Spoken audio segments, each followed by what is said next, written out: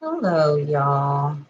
I am coming to you super late here on the East Coast, but uh, so I was working on some stuff tonight, okay, and helping a friend of mine design, put some design aspects into his course. And as I was doing it, I'm thinking about how things that I was thinking, the ways that I was thinking of presenting the information was so aligned to my social work practice. Okay.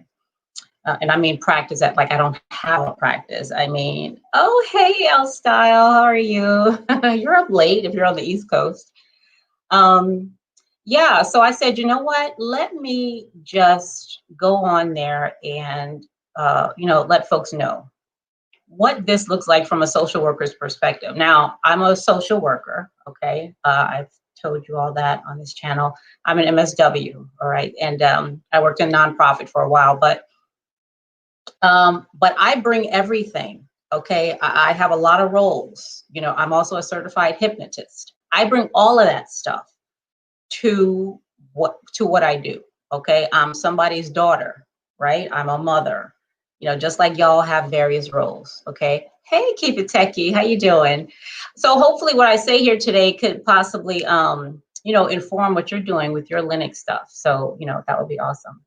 So let me just show you, okay? I'm not going to even talk. Let me just show you what I've done so far. And it's really the ideas and the concepts, okay? Oh, Central Time 11:54. That's still late. That's still late. What the hell am I doing? Where's the share button? Okay, here we go.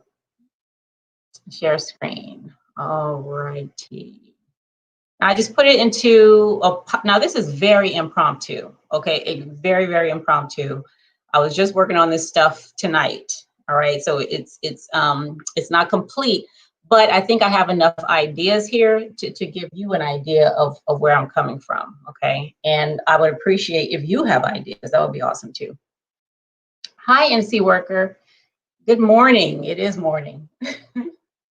All right, so now again, I'm a learning designer, so that's where this is coming from as well. All right, from using my social work training and what I've done.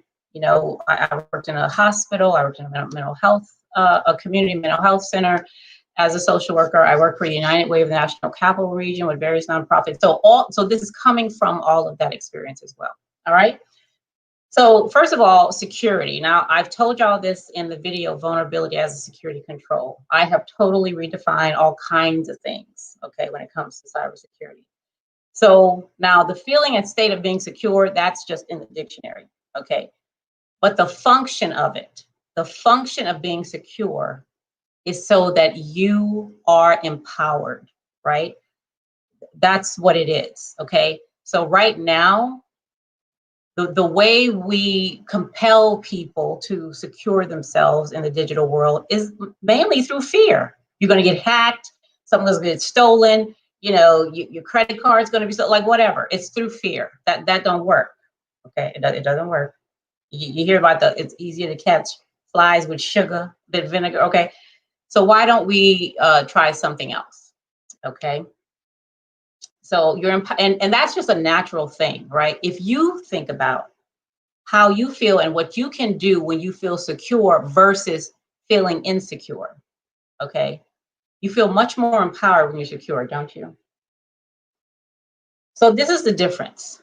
So normally, from what I've seen since I've been here, okay, typical perspectives that inform Linux training, or the goal is to inform and have you do stuff that you now know how to do, so you can get a certification. Okay. Now here, from this perspective, the goal, you're using Linux as a tool to practice decision-making, control, and accountability.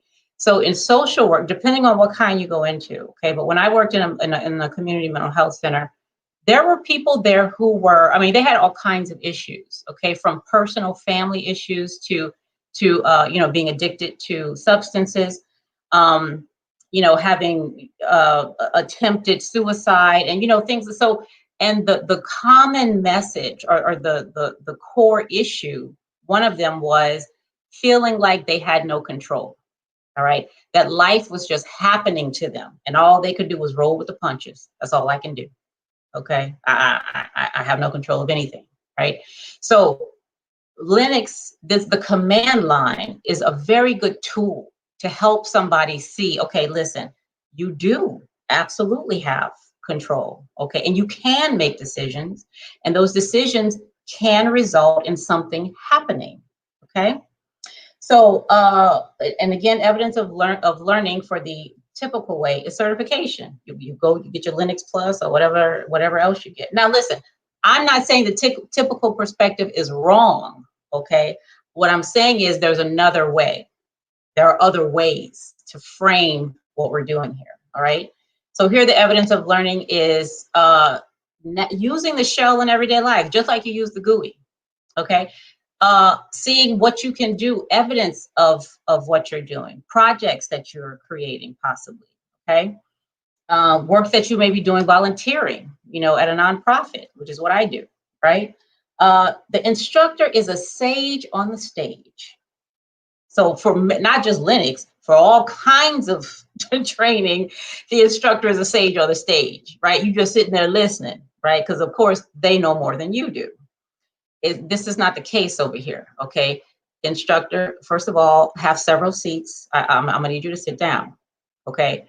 Because you're a guide on the side, right? Now this is for virtual live. This is for virtual live, let me say that. Or, you know, face-to-face, you know, whenever we can get back, you know, face-to-face again. But can be modified for just online too. Okay, so let me say that. Now, the instructions for typical, these are the kinds of things you hear, okay? Of course, if the instructor is a sage on the stage, he or she is directing you to do stuff, okay? Type this, put that in, now try this, da, da. This is not the case here, okay? Because the instructor is a guide on the side, all right?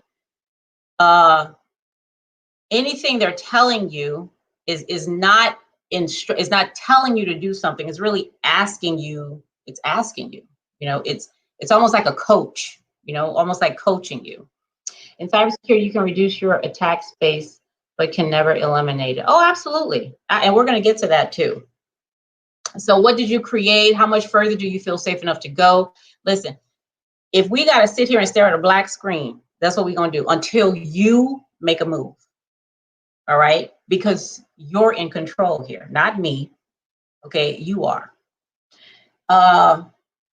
Typical perspective instructor must trust their learning process. Okay, now that's going to be hard. That's going to be, now for some it's very hard because some instructors are, there's a misconception that you can make somebody learn something. Okay, there's a misconception throughout, you know, education and training that you saying something to somebody means they hear it and they've learned it. Okay, if they can repeat it back to you, the assumption is that they've learned it. Now you know from your own experience that that's not true. You know this, okay? And so here you have to trust yourself and your peers. Now, if you look at this last one, typically it's dependent on expertise. You don't want a dummy, okay, or somebody who don't know nothing about Linux teaching no class, typically, right? That's what you're looking for. You're looking for an expert. But here, you're not looking for an expert because this person is just a guide on the side, okay? They don't have to be an expert, right? Because it's the collective intelligence that's going to run this learning experience. And isn't that what Linux is? Linux is collective intelligence, all right? That's what it is. So doesn't it just make sense to run a learning experience like that, okay? It's almost like I was, what is that? What's that Google thing called again? Google Draw, the machine, their machine learning thing, right? Where you go on, they give you something to draw in a few seconds to do it, and you draw it, right? And the world is participating so that whatever they're doing, the machine can learn, okay? Versus the machine drawing something and having you figure out what it is, Okay, so no, it don't work like that. Now, why Linux? Why do I feel like Linux is a good way to, to implement a social work perspective? Okay, for these reasons. Okay, because it's scary as hell. Listen, when I first open a command line, I'm like, what the hell am I supposed to do here? Like I don't even know what this is. Like, what am I supposed to do? Right? It's very intimidating, and especially if like I have no idea what this is. Okay, and like I said before, this is good though, because when we're dealing with clients, what they're looking for is for somebody to tell them what to do. They want you as the social worker to give them the answer, okay? Because that's probably what they're used to. Enablers, people around them giving them things, and which they're probably doing with good intentions, but what it's actually doing is disempowering the person, okay? It's disempowering them. So and that's not a good thing. And again, this is about accountability, decision-making, and control. So like I said, we're gonna be staring at a black screen until you make a move. You gotta do something, okay? Especially if you paid for this course, all right? You gotta do something. And the patience, the precise communication, all of that is required of the client, right? In a social work situation, okay? So the same thing is going to be required of the learner in this learning situation. And of course, the potential is there to be really creative, okay? And just go out and make your own thing. You said people can be lazy. Yes, they absolutely can. They can be lazy. But if the motivation to do more is there, right? Then it's not an issue, right? So which is why you have to, if you do something like this, it's important to do a really good assessment up front to be sure you got the right people, attending that session. So and then it's all gravy. Because like I said, you're a guide, okay? If they want to stand still, that's their business, okay? And then because they're not the only one, if you have a group of people, right? It's a collective thing, right? So cybersecurity professionals are, this is my definition, individuals who empower others by consciously promoting the feeling and state of security in the digital world. This definition broadens who cybersecurity professionals are. The people responsible for securing cyberspace is you. It's me. If you have a digital presence, and we're going to talk about that too, you're responsible. Okay, I don't want to say it like that. You have a role. You have a very important role. Okay, in ensuring the security of it's like so earlier today I was talking about, now I told y'all over here we're the navigators, all right? We're about ideas and just breaking molds and all that stuff, okay? So the next video I do is actually going to be about penetration testing and how that may actually be compromising the security of the organization, okay? Shocking, I know, very shocking. But I have a whole, reasons why. But the thing is that here, like, we're not about that. And this is why this whole learning experience is about empowering. Okay, the learner, the person who's using Linux as a tool to help them practice decision making, is also about empowering them, because they're going to have to pay it forward. Right? When you come into the cyber profession, or if you're already here, this is about you paying it forward, right? So this is the definition that we're working with here. Okay, social work in the command line. I'm sure you've never seen this phrase. If you Google it, you probably won't find it anywhere, right? Social work in the command line. And that's basically what we're doing, okay? So first of all, now this is what I say often, even in my last job, right? You are never, now when you look at the command line, you see pretty much a blank screen, okay? But you're not coming with a clean slate. Whatever you have done in life, okay, you are bringing all of that knowledge, all of those mistakes, all of that expertise, all of it, you're bringing to this current learning experience. Don't leave anything out, okay? Because you're going to use that. That's what you're going to use to help propel you forward in the learning experience. So don't feel like anything you have is not important. I don't care if you feel like it has nothing at all to do with computers or cyber or anything like that. It don't matter, okay? And it doesn't have to be formal. Even informal stuff, the stuff your grandmother taught you while y'all were picking apples in the autumn or whatever, okay? Bring that with you, okay? So we would do a rich picture, which is something that does that. It shows, what is the situation that you have right now? What are you coming here with, okay?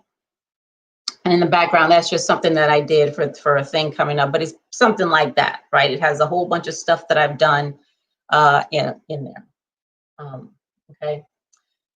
So my partner and I created this In the Dark narrative, where we talk about the command line, not just Linux, but all command lines, is like navigating in the dark, okay, versus the GUI, which is like the light, okay?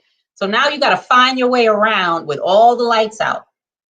Okay, and the narrative is to help you get into that mindset where you have to close your eyes, and we have a whole, thing that we say, while your eyes are closed. But it's really about navigating in a dark room. Now, how do you do that? If your eyes are closed, you're in a pitch black room, how do you find your way? Well, that's where the basic commands come from. First of all, you got to know, where the hell am I? Okay, PWD. What the hell is here with me?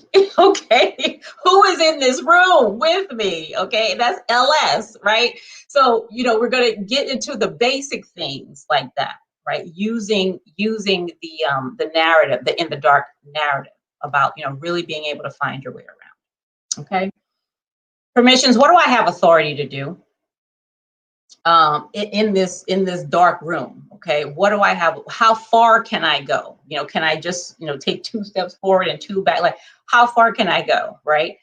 And then becoming root. Now this here is paramount, all right, because this.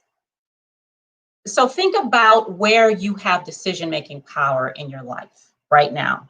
Just anywhere, whether you're a father, a mother, some in your home, your job, if you're in the military, if you have a pet, you have children, where do you have authority to make decisions right now, right? And to give commands and have them, adhere to. That means when you answer yes, because we all do, okay, have some level of authority, right? That means you're very important. You are a very important part of the system. Whatever system you're in, you're very important in that system. Because guess what? Somebody would love to have that authority that you have, okay? Not just to do what you do, but to use that as a springboard for something else, okay? Now, we're not getting into, the cyber stuff per se right now, but you are very important because you come with something. That authority is like money, okay? I don't care how low you think it is, okay? It's very important. So we're going to do some decision-making in the shell. We're going to use your authority to do some decision-making in the shell, okay? Now, we're also going to do things like looking at your information ecosystem. I did this exercise myself, okay, just to see, what it would come out with. And if you think about from the day you were born,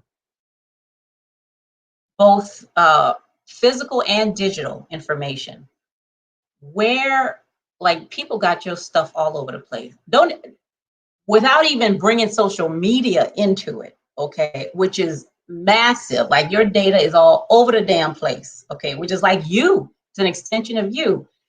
Think about just growing up, the hospital that you were born in, okay, the social security, the government got all kinds of stuff, okay. So the library, I used to love going to the library, right? The landfill, your landfill in your community has information. Our presence is everywhere. I don't care how off the grid you are, okay? It's crazy, right? How much of us is out there in the world. Aw, bye, El Style. I'll see you later. Thanks so much for being here. So when I did that whole thing, I'm like, oh my God, Cheryl's all over the place, right? All over the place. And we're going to talk about information and exactly what that is. Because what I don't want to happen is to get into these conversations and not define stuff, okay? Because people have different ideas in their head about what information is, or an ecosystem. So we absolutely have to be sure we're on the same page in this regard, okay? We're going to get into some threat modeling after this. So now that you see, where your presence is, okay, in the physical and digital world, okay, we're going to do some threat modeling. Now, I've been looking at various ways to do this, it doesn't have to be complicated. It absolutely does not have to be complicated, and it won't be. And I put that flower there because where do I have it? I wrote down the definition of a threat. I'm gonna have to remember what page it's on, but a threat is a person, thing, or situation that you perceive, okay, as that has the potential to cause harm, okay. So something that can threaten your security, okay, something that can threaten your security, and that could be anything, okay. So when I was walking, me and my son took a walk today, a 30-minute walk today, and I asked him, I said, we were talking about security, and I said, what could happen right now? Now it's a beautiful day outside, nothing's going on, beautiful day, we're just walking down the sidewalk. So I said, what could happen right now that could make you feel threatened or that could make you feel insecure? He said, well, if a wolf or something came up to me, and he also said if somebody came up with a gun. Now he's 11, my son's 11. And I said, okay, so tell me, what can you do when you're secure versus insecure? Now, my 11-year-old, I'm so proud of him. He said, well, when I'm secure, I can act without caution, which I thought was brilliant for an 11-year-old. So we talked more about it, but that's pretty much the thing, right? You want to do some threat modeling to see, okay, where do you need to use more discretion, more caution, possibly, right? But it's not so you can run and hide and barricade yourself in a zero trust environment. Like, that's not why we're doing this, okay? That is not what this is for. Again, it's about being secure, right? Now, look at this quote. I love this to death. Matthew Moynihan at Force Point said, imagine living in a bad neighborhood where you can never lock your door. That is your network. I was like, man, that is something. Can you imagine? You can't lock. He's saying, okay, forget about stopping people from getting in. Okay, just cut it out. And he's not the first one that I've heard say that. Okay, there have been many TED Talks and all kinds of stuff where people are like, look, cut it out. Okay, they're in there, or they're on their way in there. I mean, there's no way. And I think what else Style just said? He said something like that too. Yeah, you can never eliminate.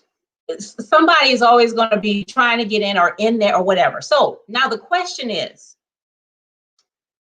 what can we do, all right, to to still remain, to still feel and be in a state of security with some people who ain't supposed to be there in our home. So for example, you in your house, wherever you live, you have some infiltrators. There are literal people walking around in your house who are not part of your family. Like they're not supposed to be there, okay?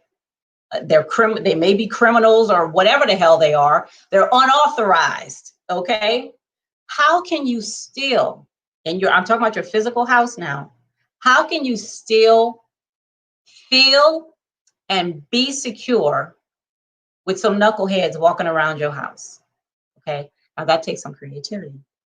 So me and my son, my 11-year-old, we were talking about this, and I'm like, okay, so now he couldn't really think of anything.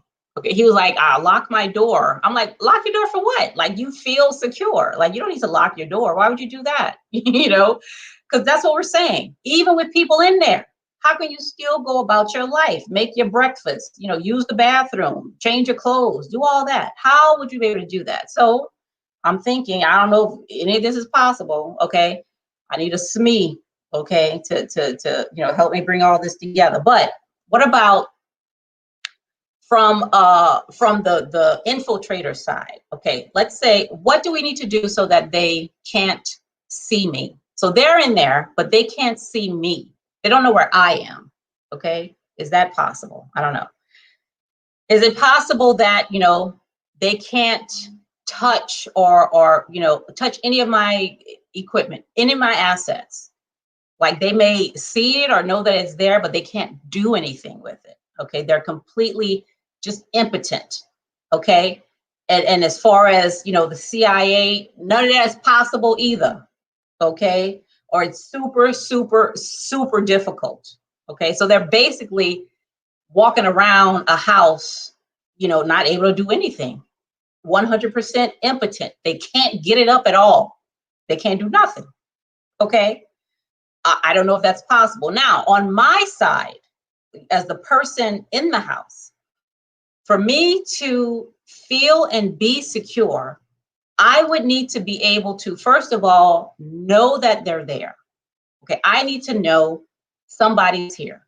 Okay, and also I need to be able to see them. I need to be able to see that they're there. Okay, now I need to be able to kick them out myself. Okay, I don't know how I would do that. I also need to be able to tell other people in the house who are authorized to be there, hey, some ninjas out there in the hallway who ain't supposed to be here, just so y'all know, right? Just so y'all know. And I need to be able to report it to somebody else to say, listen, there's somebody in here who is not authorized. Can you come get him out of here, please? Or her, or them, or whatever. Get them out of here, all right?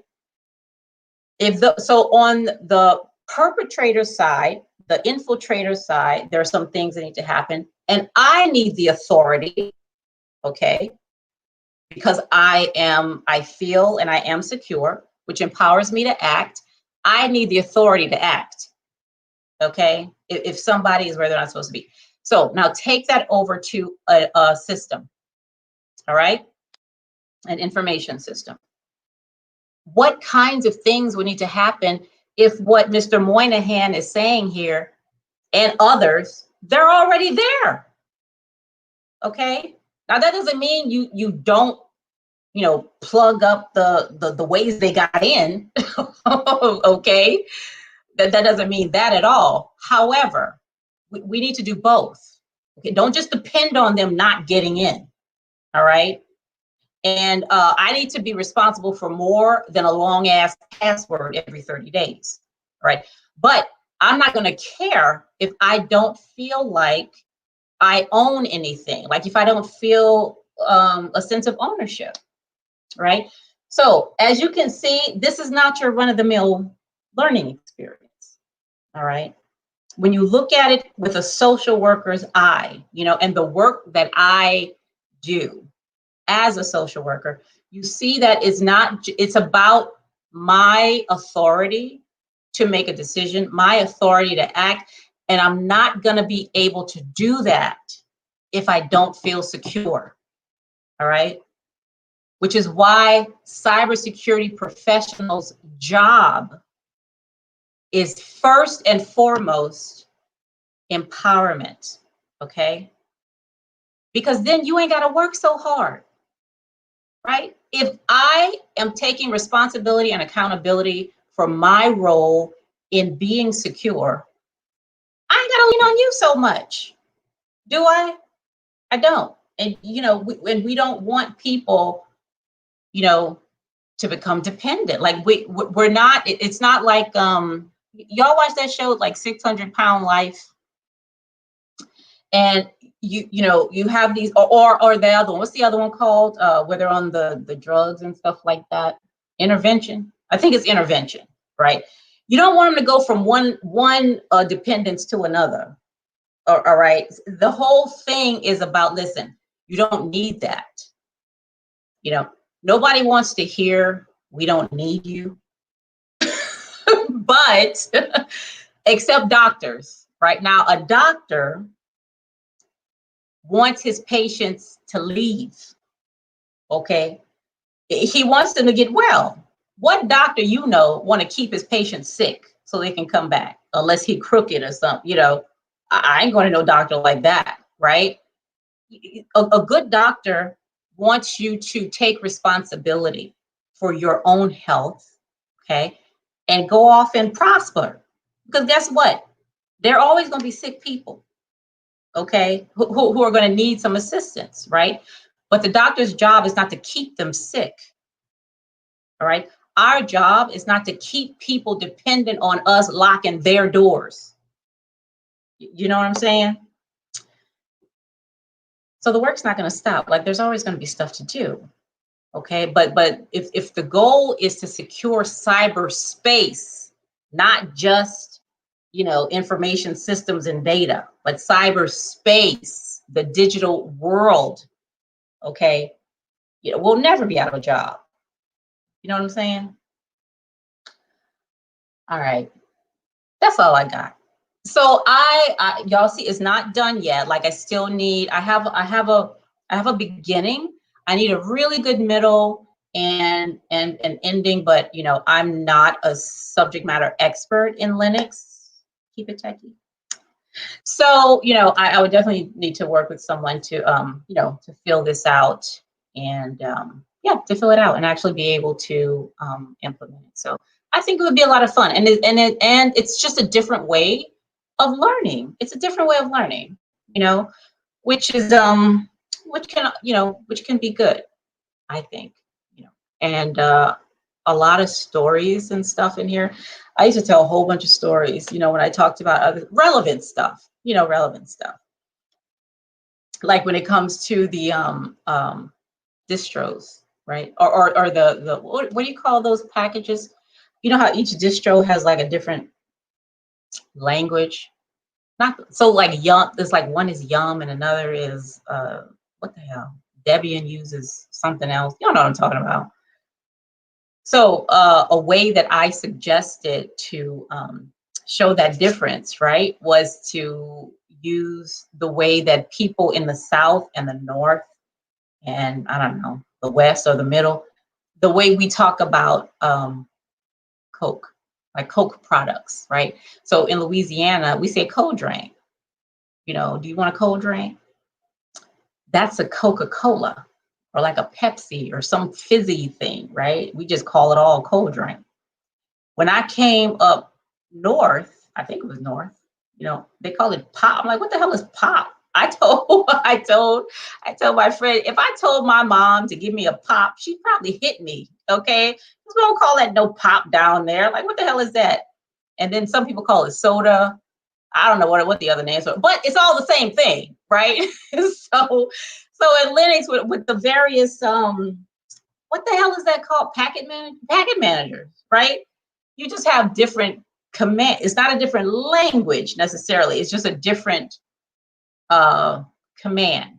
Okay, so a Debian won't understand a Red Hat, or or vice versa. So it's just examples like, because it's really important to bring the world in to the learning experience, and what folks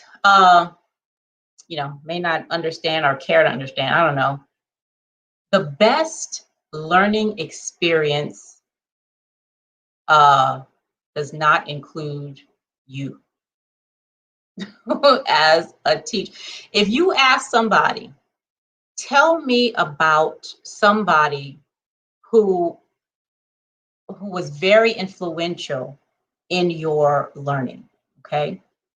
Or in the way that you do things today, who's very influential in the way you think today, right? In the things you teach your children today. Somebody who was really instrumental in doing that, okay? It may be a teacher. For some people that was a teacher, right? But it also will probably be like your relative or somebody really, really close to you. And it's not because they were such good teachers. Like some people don't even know that that's what they're doing. They're just being who they are. Some people have mentors. The mentor don't even know they're a mentor. Okay. You just adopted them as a mentor, right? Because it's not just what they tell you, okay, or what they share with you. There's emotion attached to that, okay? There's a lot of emotion, and that's how you remember. If you, in whatever you're doing, whatever you're creating, if you can create moments in that learning experience where people actually feel something, okay, anything, whether they feel surprise, if they feel competent. Now, if you can incorporate the people feeling competent in your course, man, you got it, okay? Because competence, when you feel competent in something, that gives it a whole bunch of meaning. We put a lot of meaning, in things, in places, in situations where we feel competent, because we want to, right? We want to feel that way. So design your stuff in a way that allows that, right? So that that person can say, "Oh, okay, I actually knew that," which is good. That's a good feeling, right? To know that, oh man, I knew more than I thought I did. All right. Also, moments of insight. Insight is somebody discovering something for themselves. Okay, especially something obvious, right? Something obvious, like, man, like that insight is really, really good. So and there are ways to do that, right? There's a lot of ways to do that, right? But you have to, if you want to do that. Now again, I'm not saying that the way, if you're just doing Linux to inform, if you're just teaching it to inform, I'm going to inform you of this so you know the answers to the questions on the test, so you get your certification, and so you get, I mean, there's nothing wrong with, I'm not saying anything is wrong with that. Okay, just let's get that straight, right? But what I'm saying is there is a way to allow learning to occur, and so that people understand. Because when you understand something, you don't have to memorize it. You don't have to remember it. When you understand, you don't have to remember. Okay? You just don't, right? And that's a good way to learn the acronyms too. I've done some experimenting with all these damn acronyms we got to know for these tests and stuff. But there's y'all have so many ideas. It's crazy. It's nuts. I'm telling you. But I love this stuff. And like I said yesterday, was it yesterday when I did security in the black? So, and Tyrone, I forget his last name, how he was saying, you don't have to love cybersecurity, right? But some of us do, which is what I think you need to love is what you do, right? Love what you do and bring it over here in cybersecurity, okay?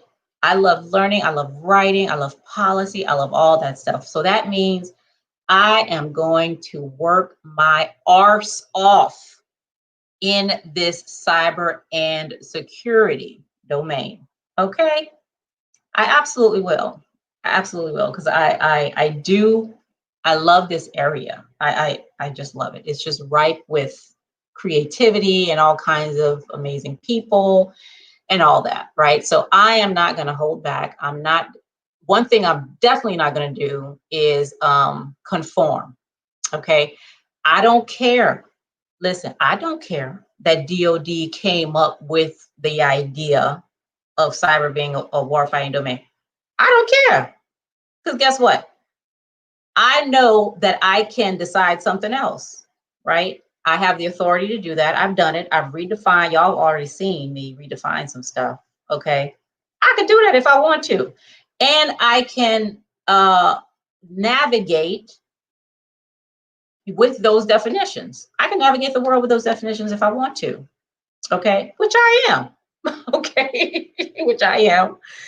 So, and I think it needs to be expanded anyway. Okay. Because warfighting domain ain't going to get us very far. It's not. It's leaving out a whole bunch of talent, okay? Because everybody don't know how to shoot a gun. Why do you need, in a warfighting domain, why you need a social worker, okay? Why do you need somebody, why do you need a hypnotist in a warfighting domain, unless you're trying to hypnotize the enemy or something, okay? And that's what I'm talking about. To a hammer, everything is a nail, right? If you got DOD defining what cybersecurity is, of course it's going to be a warfighting domain. What the hell else is it going to be? What else is it going to be? What else is it going to need except soldiers and, you know, and for attack? And, you know, I've already gone through that. We're not going to do that again. Just go look at that other video. How does translation interpretation be applied to cybersecurity? What do you, I don't understand the question. What do you mean by that? How does interpretation? Yeah. Can you clarify that, please, NC worker?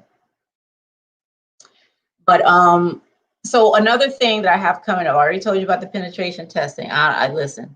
I don't want to hurt too many feelings with that, but you know, it has to be said. Okay, it's got to be said that you know, and the idea comes from the fact that there's this lady, her name is Malance. Oh my God, I cannot remember her last name, but it's Mallence. She did a TED Talk in Germany where she talked about the charity. So she's from a country in Africa. So she's half German, half African. Okay, but she talks about how charity in Africa has had a deleterious effect on the continent, right? It's not just because your intentions are good, you know, doesn't mean the result of what you did is good. All right. Oh man, it's an amazing talk. Y'all gotta go see. Mallence. Just type that in, TED Talk, it'll pop up. It's short. She's amazing, but that's what she's saying. She's like, listen, and the same thing with nonprofits over here. Charity can be detrimental. The same as leadership programs. I was in a leadership program for a month last year. Child, that thing was, it did more harm than good, okay? Because what happens is, when it comes to charity, what happens is, how does translation or interpreting?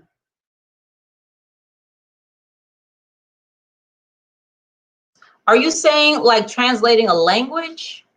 Is that what you mean?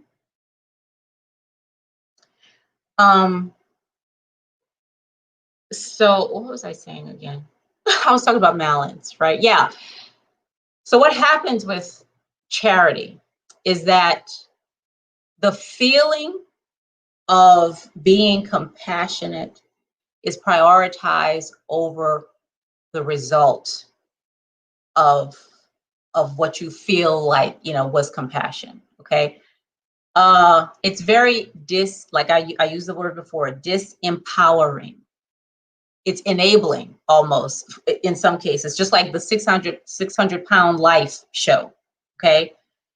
As you know, if my child is, you know, 600, 700, 800 pounds, you know, and they're like, you know, mom, I need something to eat or whatever, and I'm bringing it to them, I feel like my child is hungry, like they're, you know, they need nourishment. So what I'm doing is a good thing. Okay. I'm being a mother. I'm being compassionate. I don't want them to suffer. You know, but it's not helping. It's not helping at all. Okay. Now they feel like they become dependent. They're not able to live, without somebody doing something, for them, because they've never learned. All right. They've never been through anything to try to figure out how to do that, so it's the same thing, right? It's the exact same thing when it comes to penetration testing. Okay. If it isn't done right.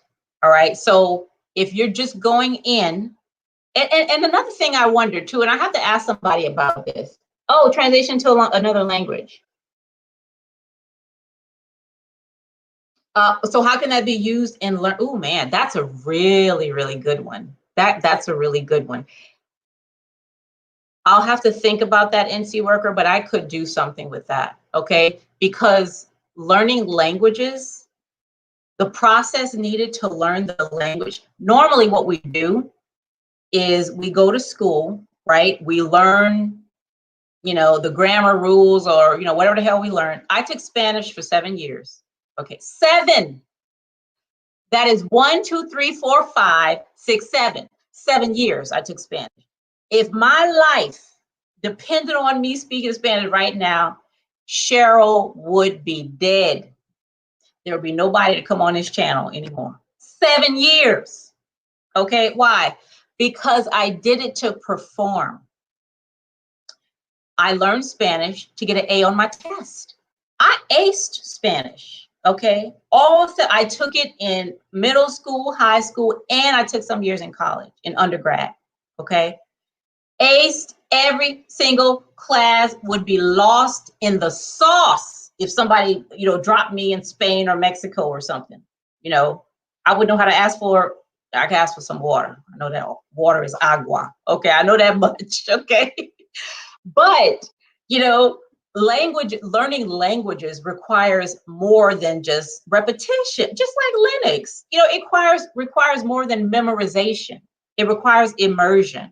Okay, that would be so much fun. It really would. That would be a lot of fun. NC worker, you got a good idea there. So we would definitely have to make Linux more immersive, right? Where they're actually in it, some kind. Man, that would be a lot of fun. It really would be. It really would be. But yeah, like for the penetration testing, right? So so I had the idea already, but when I listened to Carolyn Wong, she was on Security in the Black 2 news reports ago, and she was talking about how we put a lot of emphasis on finding mistakes, okay, on finding holes and finding potential, areas of breaches, or she said we put a lot of emphasis on finding, just like bug bounty hunters. They get paid for finding, right? She said we don't put enough on fixing. And it's not just fixing like right there where the issue, like where we see the issue. It's about going back down the line to see, okay, where did this thing start? Like, why is this issue here in the first place? Does it have something to do, with the decision making upstream? Okay, what the hell is going on up there? It's like Toyota and their lean process. Okay, if you know anything about process improvement and lean management, right? Toyota became amazing at that stuff. Okay, so there was one story when I learned this in class where they were at a plant. They were at it, and I hope I get this right. They were at a car manufacturing company, and the things were coming down the line, and the doors were coming down the line, and this one door, every door that came had a dent in it. Okay, so us here in the United States, we just bang out the dent, and send it on down the line. So going to the factory in Japan, there was not that issue. So it was some kind of issue where it's like you can't help that happening, right? It's just going to happen. But they didn't have that issue over there, right? And that's because they fixed it up here. Okay, so that by the time there was no issue there, right? So that's the kind of thing. Like, it's not just about finding, stuff. And I wonder why, like I really do wonder, because I've heard this. I've heard it at the Blackson conference when they had that men's panel. I've heard it there. I've read it other places. Why the blue team like feel some type of way about red team. Okay. I suspect, I don't know, because I need to talk to people and see, but I suspect because one of the things that happens when it comes to charity, right? And the reason why people don't really, you know, grow, you know, when you keep giving them charity, is that they feel, the people you're giving the charity to, they feel inferior, okay, to you, which is kind of like, you know, they feel inferior to you because they're getting the, so I wonder, I don't know, if the blue team feels that way about red team. What do y'all think? I don't know, but from the comments that I heard, I feel like I don't know. It just seems to have something to do with we're supposed to be on the same team, okay? But it's almost like, you know, y'all red team, you know, feel like you're above us or something. For I don't know. Like I said, I got to talk to some folks to find out if that's true. Oh, NC Worker, you're studying Lean Six Sigma. Cool. So I studied that too in my quality systems management. That's where I learned a whole bunch about, you know, the lean process and all that stuff. So yeah, you know exactly what I'm talking about. Yeah. So but I gotta find that out, right? Because I mean, I wrote some stuff down today because I was gonna write an article. I was gonna write an article. I forgot the title of it, but it was something like, you know, is penetration testing disempowering organization, something like that, yeah.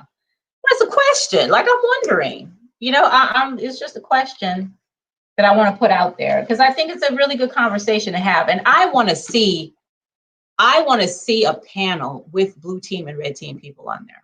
I really do. I would love to see that panel. Okay. A real honest, unplugged, no lie panel with these people on there. I see it as they're all on the same team to me. That's what it seems like. Okay, that at least that's what it should be. Okay, but the question I had before on this channel was, why does red seem more sexy or something? You know, like the even the certifications they have, the OSCP. You know, they got 1,000 different from CEH all the way past OSCP, all kind of stuff. And the blue team, I asked about that. They were like CYSA. I'm like, what? I got a damn CYSA. I couldn't put no security control in place if you paid me. Okay. What are you talking about CYSA? Come on now. Compared to OSCP and some of these other ones, you know, and everything is hack the box, hack the hat, hack the house, hack the this, hack the that. You know, I mean, I've actually wondered about that. Where's the love for the blue team? Okay, where's the love? So I would love to see it. Somebody do that. Okay, keep it techie. Can you do that? Somebody needs to put a panel together. All right. Well, I want to see this. All right. So I don't know where I wrote those notes, but I'm gonna write the article, and of course I'll be back here to tell y'all all about it. It's almost 2 o'clock in the morning over here, child. It's 1:49. I need to take my behind the bed because y'all know I like my sleep. Thank y'all so much for hanging out with me at this late hour. I really do appreciate it. So, you know, if you have any training things coming up or you need some ideas, keep it techie. I told you in the email, you go ahead and hit me up if you want me to look at anything or pass you some ideas. I'm happy to do it. I absolutely love this stuff. Okay, so just let me know. And yeah, I'm gonna see y'all here next time. Okay, have a good morning. Bye now.